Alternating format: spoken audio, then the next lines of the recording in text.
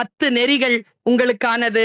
1, வெற்றி பெறும்போது யாரிடத்திலும் பேசாதே. Don't talk when you are nearing your victory. வாயை மூடிக்கொண்டிரு. shut your mouth. உன் திட்டங்களை குறித்து யாரிடத்திலும் பேசாதே. நிறைவான முடிவுக்காக காத்திரு. நீ சொல்றதுக்குள்ள இன்னொருத்தன் அதே ப்ராஜெக்ட கொடுத்துருவான். Stay alert.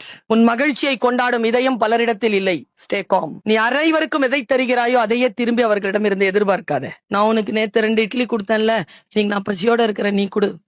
நீ கொடுத்தா முடிஞ்சு போச்சு.